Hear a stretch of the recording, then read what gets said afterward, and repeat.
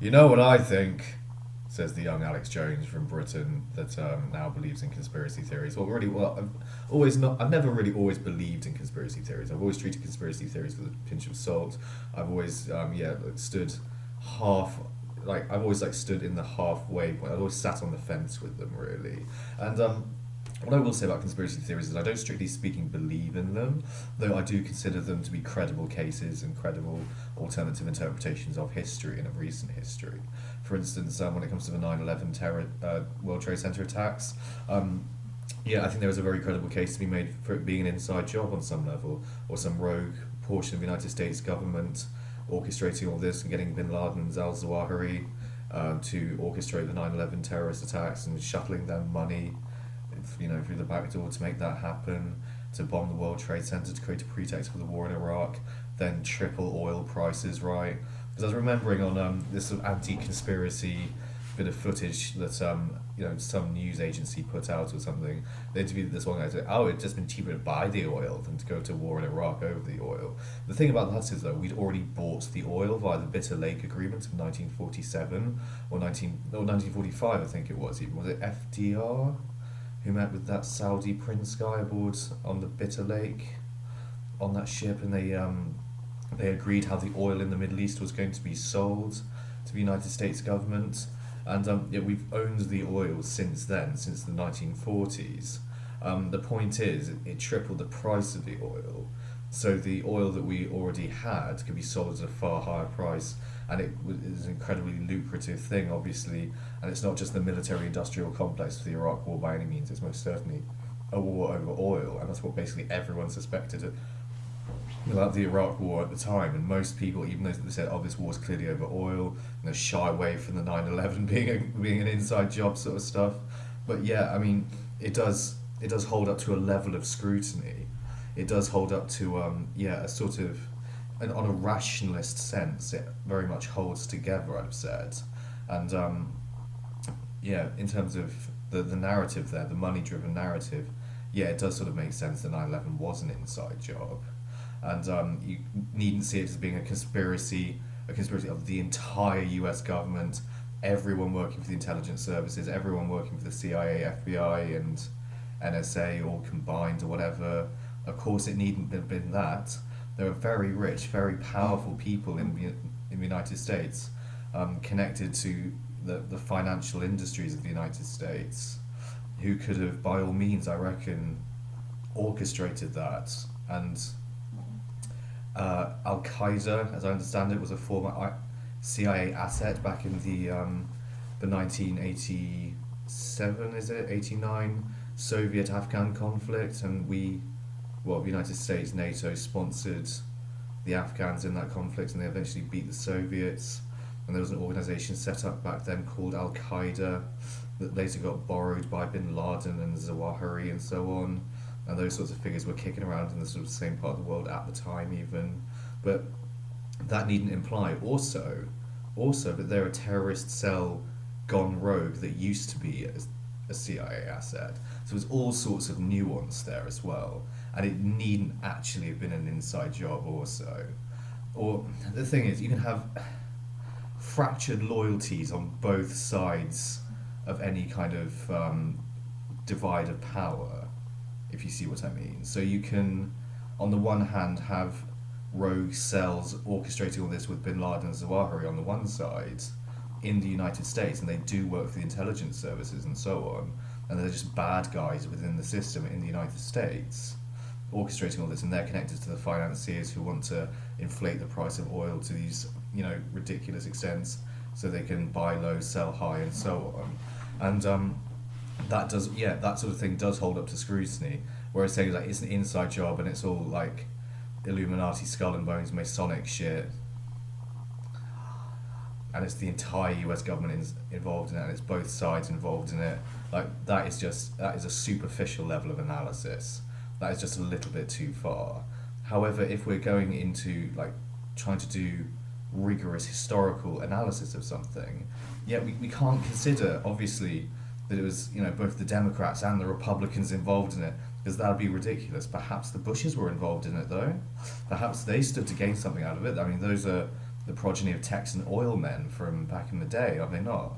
And I'm sure that they have no small amount of their family fortunes bound up in oil money. So maybe they were involved to some extent.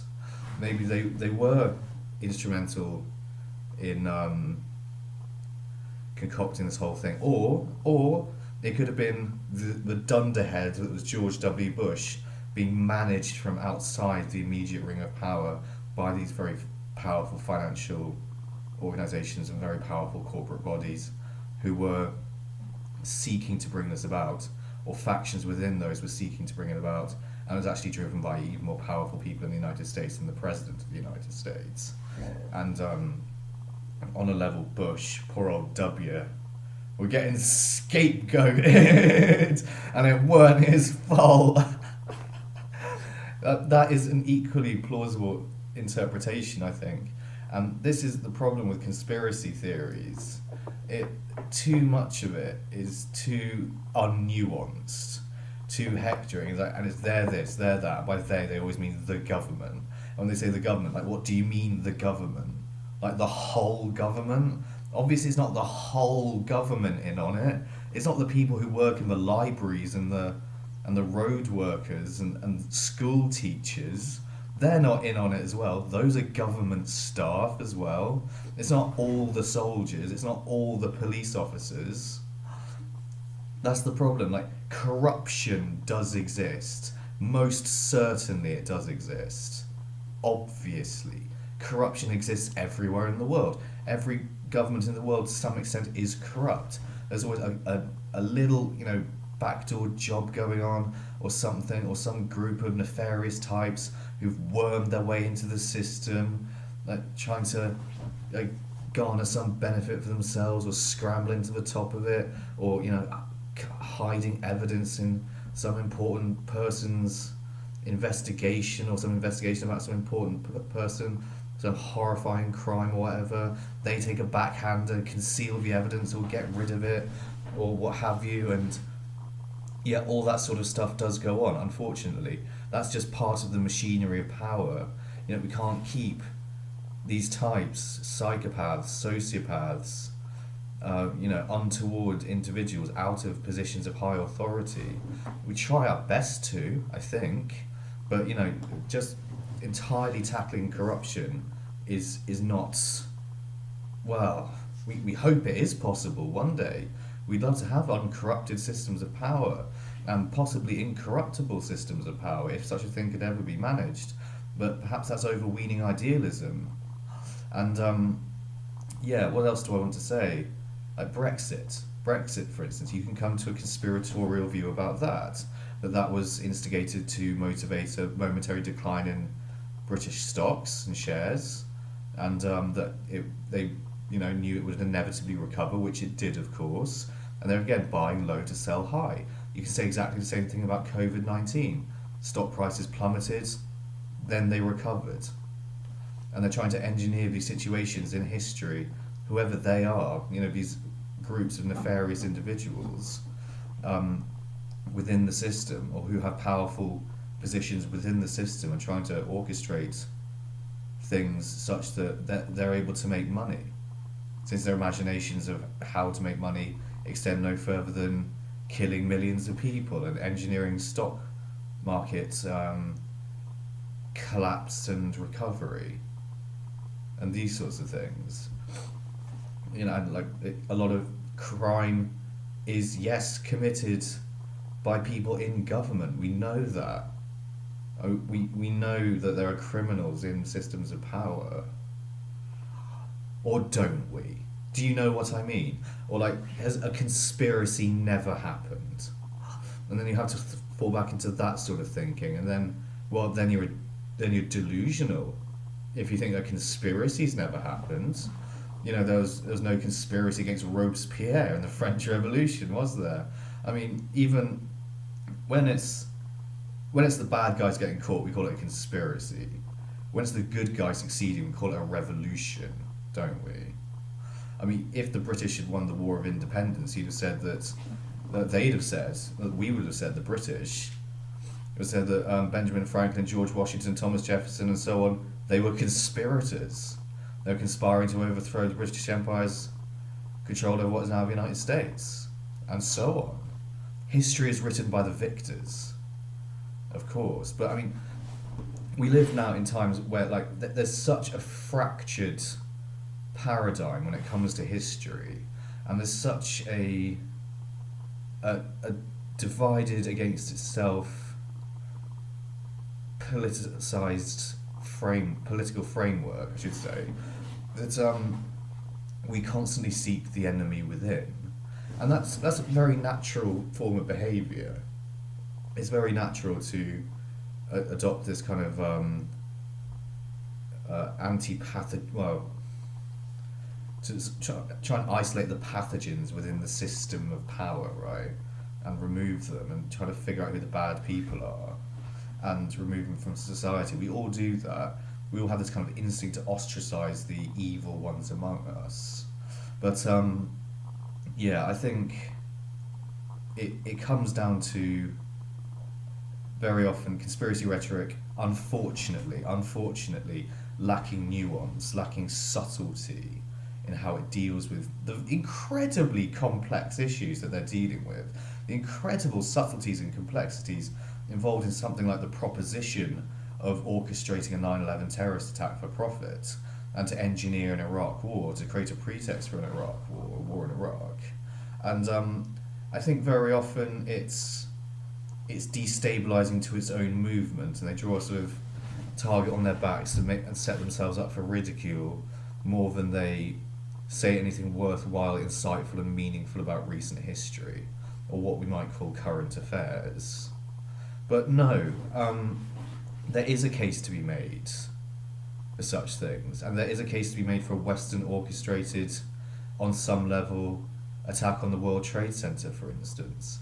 However, what we also know about terrorist organizations is that they seem committed to their cause. They seem committed in their own rights to bringing about the destruction of the West.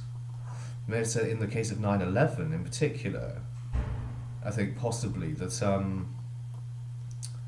they may have not been genuinely committed to that objective and had other more deep-seated financial interests, such as taking backhanders from whoever it was who wanted the World Trade Center blown up. And you can frame counter-arguments that way as well. Or you can say that they were just out to inflame the West and provoke the West. I don't know to what extent that's actually a meaningful conclusion, since in the case of Al-Qaeda, they surely would have foreseen Western retaliation against their own people, and many of their own people did live in the West at the same time. And yeah, it doesn't quite sit right with me, actually, that interpretation. What I do see, however, is the interpretation that Osama bin Laden was a spoiled Eastern rich kid who wanted to keep enjoying his spoiled rich kid lifestyle, was taking backhanders from someone in the West, and it does sort of all hold together for me on that level. And that he was able to afford his private little sneaky hideaway hole in Pakistan, whatever, until the governments of the West finally caught up with him, and American intelligence services finally caught up with him and bust a cap in his ass, or his head, I think it was actually. I remember Zero Dark 30 well enough, but this is part of the point. We are not entirely good. We just can't think that about ourselves. We can't think that our systems of power, which include not just governments, but also large committed financial interests such as banks, hedge funds, brokerage firms, these sorts of institutions, which in their own right are extraordinarily powerful and influential. We can't think of our own systems of power, and we don't anyway, as being entirely good. And we do need to not remove our focus from the enemy within, but if anything, sharpen that focus and make it, razor precise, and really try and, undertake careful analysis, with forensic detail as to who's been doing what and how. And that's more like what we need to do than, just, like I say, it's the government. like perhaps Alex Jones does. But I like Alex Jones anyway. I think he's an important part of the American media, and I like conspiracy theorists. A lot of them, by no means all of them, because some of them are just lazy and charlatan types. Some of them say absurd things, obviously, that I just don't believe in at all. But certain conspiracy theories, are of a certain higher quality, and there is a case and an argument underlying them, and that's a very important thing and a very important contribution to history. So it's worth taking that into consideration. Thanks for watching. I'm to 7 off, I think. Bye bye bye.